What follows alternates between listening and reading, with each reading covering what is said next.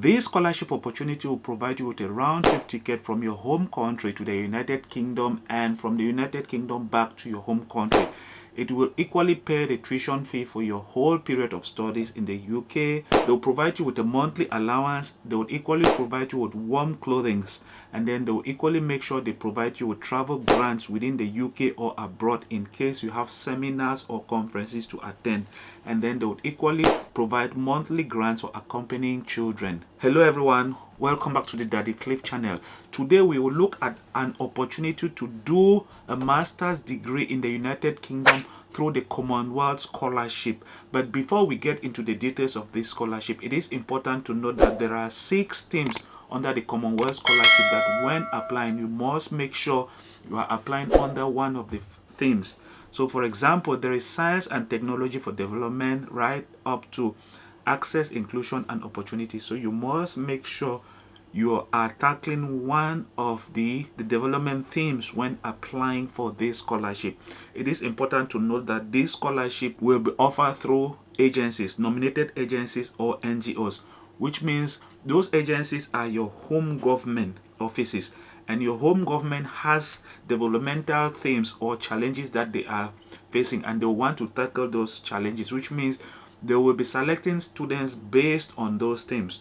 So when applying, make sure your motivation is tailored towards one of the themes that your home country is kind of tackling. So for example, there is science and technology. If you read here, you would find some information about science and technologies about different countries. So here you find the green way to power up Rwanda. This is about solar system, and then if you go down you find other information. It's very important that you make sure you are applying under one of those themes. That being said, let's get into the details of the scholarship by looking at the financial assistance that will be offered. So as mentioned in the introduction, they will provide you with airfare from your home country to the UK and return at the end of the award. Approved tuition fee, full tuition fee are covered by the agreement between the CSC and the United Kingdom University, and scholars are not liable to pay for any part of the tuition fee. It's very good. They say stipend, living allowance at the rate of 1,347 British pound per month or 1,652 British pound per month for those at universities in the London metropolitan area. It is very important to note that living in London is a bit expensive. That is why if you have a university or you are studying in a university that is in the London metropolitan area, you would receive a little bit more monthly allowance. They will provide you with allowance for warm clothing because you know we are almost getting to winter, so you will need warm clothes to keep your body warm. Study travel grants towards the cost of study related travel within the UK or overseas. So let's say you want to travel to any other European country, maybe for conference or seminars, and it is related to your major that you're studying. They would furnish that travel, be it inside the UK, be it outside of UK. They will take care of your travel cost. And then they say if a scholar has children and is widowed, divorced or a single parent, they will provide a child allowance of 576.61 British pound per month for the first child and 143 British pound per month for the second and third child under the age of 16 if their children are living with them in the same address in the UK. So let's say you have applied for the scholarship but you have children, and probably it's a man, your wife is dead and the children are living with you. That means you can actually travel to the United Kingdom with your children, and the first child will be liable to monthly allowance. The second and third children will be liable to monthly allowance in case you have children, but make sure the children are not above 16 years of age. It's very important. If a scholar shares that they have disability, a full assessment of their needs and eligibility for additional financial support will be offered by CSC. So if you know that you have any disability, you have to indicate, and then they would look at your situation and decide if you need additional assistance. That being said, let's look at supporting documents. So they say application must include supporting documents to be eligible. The first one here, they say please note that applicants are required to collect references on institutions letterhead or an email clearly showing the sender's details from the referee, then upload them in PDF format to the application system with their other supporting documents. You will have to collect letters of recommendation from those who are recommending you. But note that when collecting reference, make sure you use either your university's letterhead. When applying for a reference letter, make sure you use a recognized reference letter, like maybe the reference letter from your school that you graduated that carries your institution's logo on it. Very important. And then you have to convert it to PDF format and then upload it with other supporting documents in the application portal. Other documents are, you have to prove that you are a citizen or have refugee status in an eligible country. So let's say you are already living in the United Kingdom and you come from one of the eligible countries. We will look at them later on. You would have to provide proof that you are a refugee in the UK, and you also have to provide proof that you are a member of the eligible countries, a copy of a valid passport or national ID card showing a photograph, date of birth and country of citizenship. Next one, full transcript detailing all higher education qualification, including to date transcript for any courses currently being studied, with certified translation if not in English. Where any transcript are missing or do not include all pages, the application will be considered ineligible. So you have to make sure you provide your transcript that details all the courses and your scores.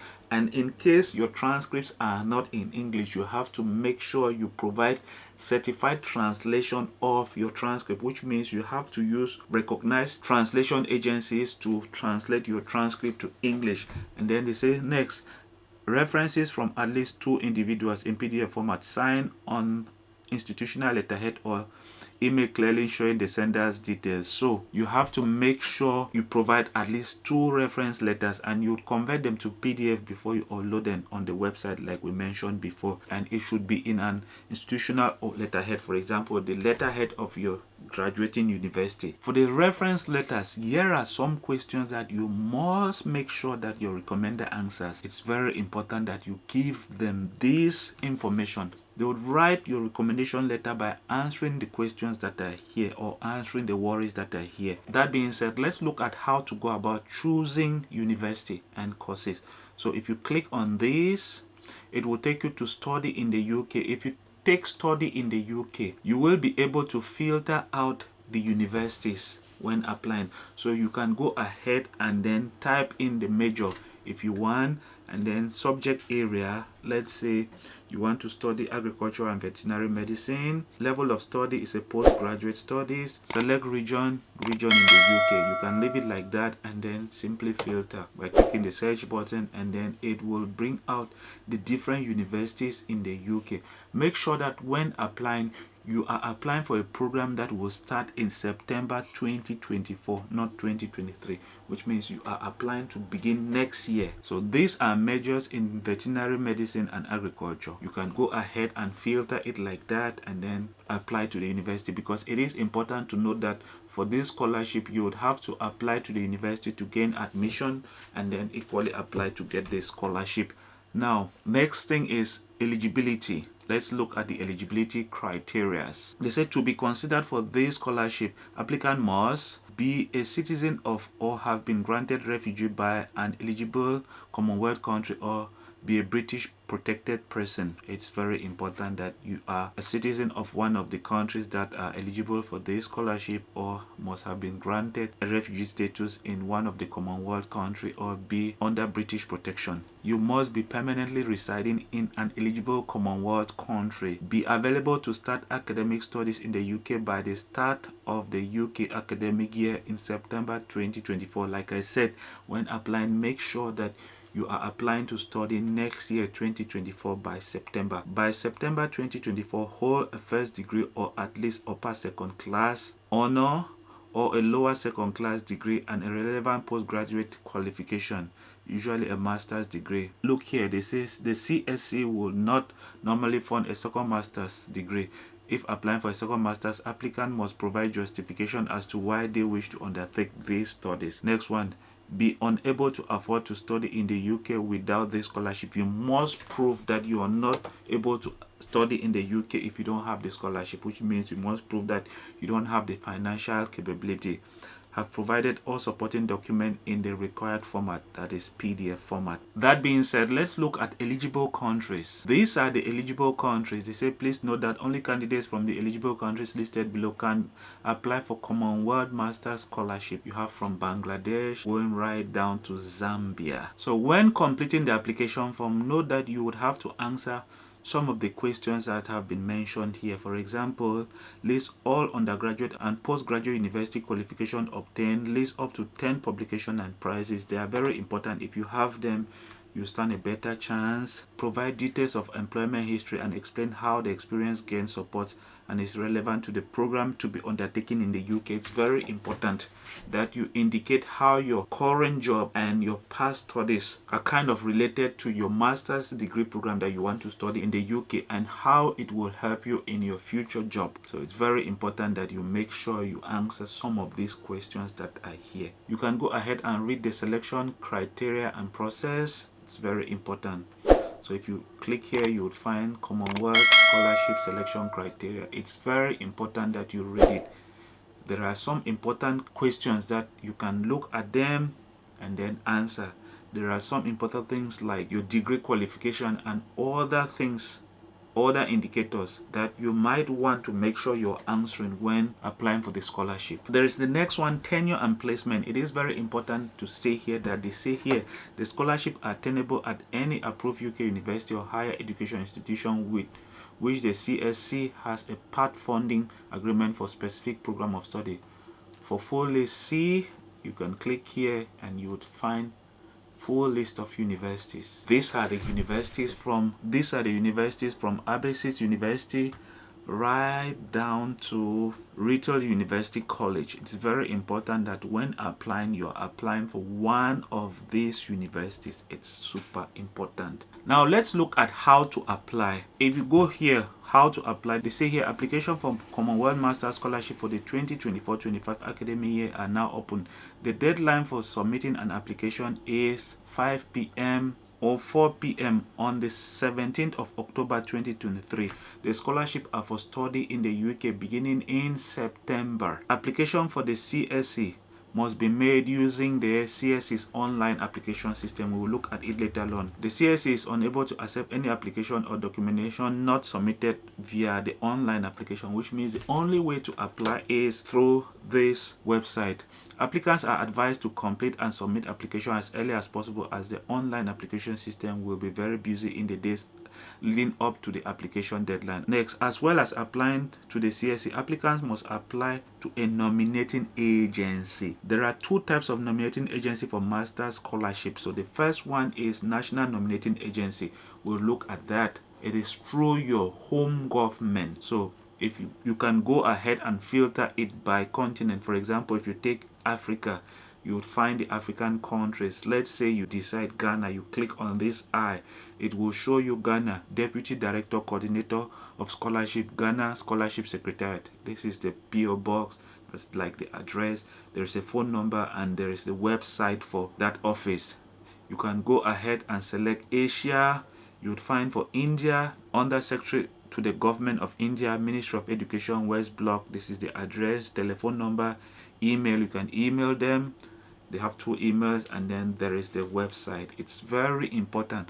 So basically through this page as well, you can find the countries that are eligible for the Commonwealth Scholarship. The second option is to go through a selected non-governmental organization and charitable bodies. So if we click on that one, it will take you to this page, NGOs and charitable body nominators. So you can like look at the different agencies. So for example, there is Canon Collins. They say visit the Canon Collins website. You can look here, eligible master's country through Canon Collins. If you want to apply through Canon Collins, here are the countries from Botswana right down to Zambia. Those are the eligible countries. And then for PhD, you can look at this one. But the Commonwealth Scholarship, this one is for master's studies. And then there is Commonwealth Disabled People's Forum. This is another NGO. So you can go ahead and filter this one by continent. For Africa, you have the African countries. For Asia, you have the Asian countries that have this Commonwealth Disabled People's Forum NGO. So just go ahead and look at the different NGOs that are here. If your country is among one of the NGOs, you can decide to either apply through the NGO or apply through the government. Those are the two ways to apply. So you can either apply through the National Nominating Agency, which will be through your government ministry of probably education or foreign affairs, or through one of the NGOs as we've talked about. So it is very important that you apply through nominating agencies, because the CSC does not accept direct application to these scholarships. It's very important. And they say here, each nominating agency oversees its own selection process and may have additional eligibility criteria. Applicant must check with the nominating agency for specific advice and rule for applying and their own eligibility criteria. And they say nominating agencies may set their own closing date for application. It's very important that you take into account that. So they say agencies will nominate scholarship candidates to the CSC by December 2023. So like I said, you have to make sure you apply either through a nominating agency or through an NGO, and they will decide on the candidates that they would have to forward their names to the Commonwealth office for the scholarship to be offered. So you have to apply either through your government agency or through an NGO. It's very important that you take into account that. Now let's go ahead and look at how the application works. So you have to select how to apply and then go to online application system. When you click on that, you can choose your nationality or residency.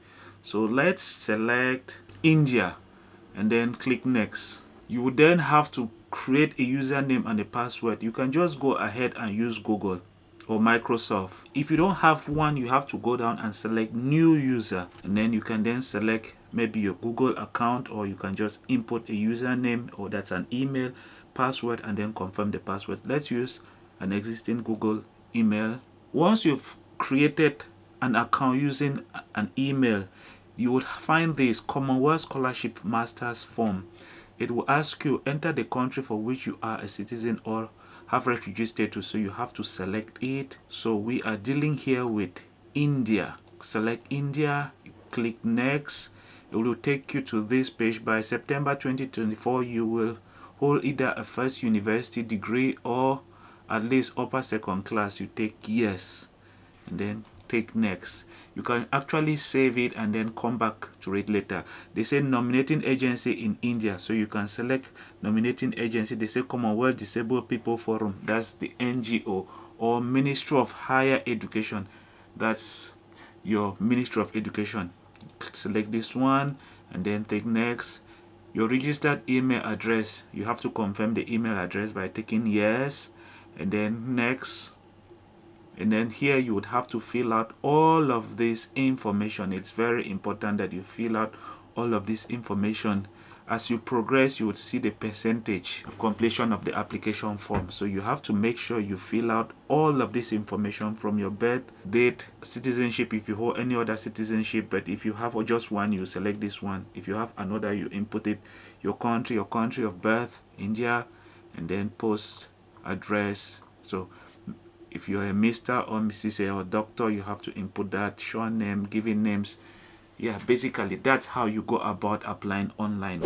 That being said, guys, this is the end of the video. If you know you've not yet subscribed to the channel, make sure you do, and I will see you in the next one. Bye bye.